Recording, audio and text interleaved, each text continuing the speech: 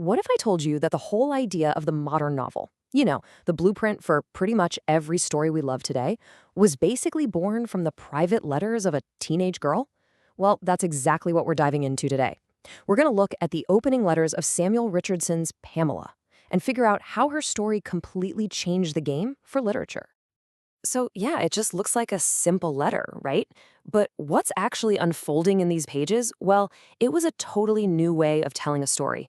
It was intimate, it was psychological, and it was so gripping that it became a huge cultural sensation. We're not just talking about a book here. This was literally the birth of the bestseller. All right, so first things first, we need to set the scene and really get a handle on the tough spot Pamela suddenly finds herself in. She starts her story with this line: I have great trouble and some comfort. I mean, wow. Right from that very first sentence, you can just feel her turmoil, can't you? Her entire world has been turned upside down, and she's stuck right in the middle of hope and, well, despair. So let's find out why. Okay, so the trouble she's talking about, it's the death of her mistress, this really kind woman who took her in.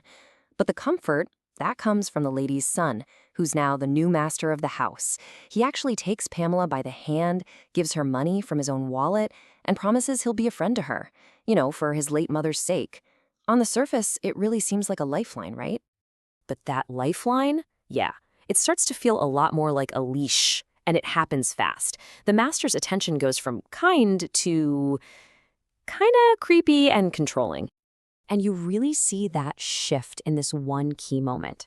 Pamela's folding up a letter she's written to her parents, and her master just walks in, snatches it from her without asking, and starts reading her private thoughts. And get this, he praises her writing, but the act itself, it's a massive violation of her privacy. That line between being her protector and being a predator, it gets really blurry really fast. Now, Pamela's parents, they're getting these letters, and they aren't fooled by the master's so-called kindness. Not at all. They're starting to fear the absolute worst.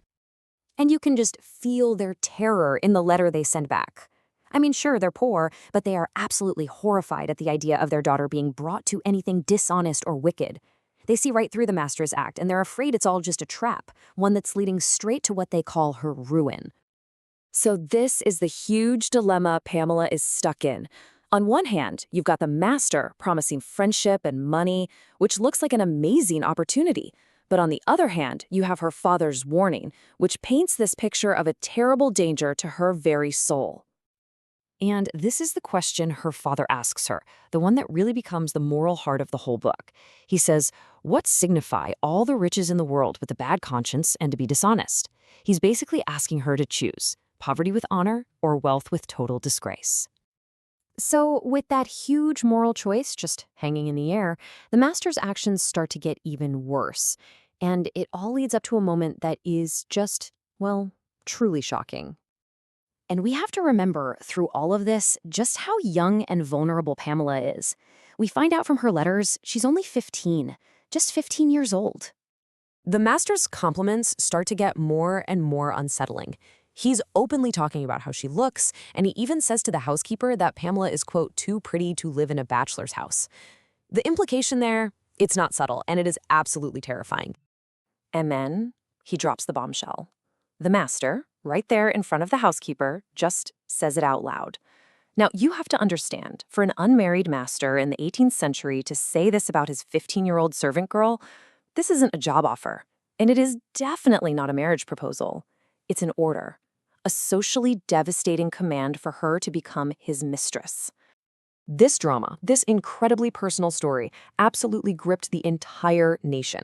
Seriously, this wasn't just another story. It was a full-blown publishing phenomenon that would end up changing literature forever.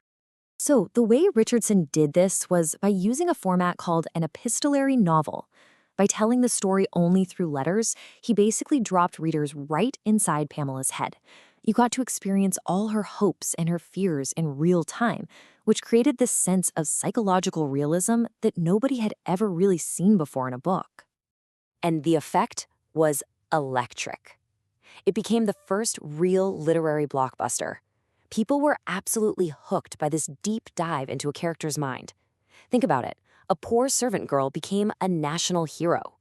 The book was so controversial and so loved that it kicked off sequels, parodies, and the kind of intense fan culture that we usually associate with like TV shows and movies today.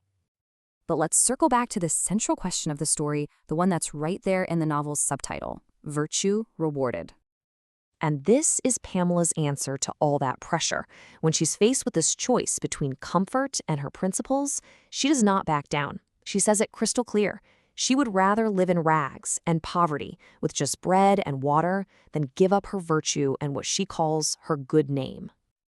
And that leaves us with this really big question at the heart of Pamela. Is just doing the right thing enough? Does it have value on its own, even if it means you're going to suffer? Or for virtue to really mean something, does it need to be rewarded by the world in the end? It's the question the novel forces you to ask yourself, and honestly, it's one we're still wrestling with centuries later.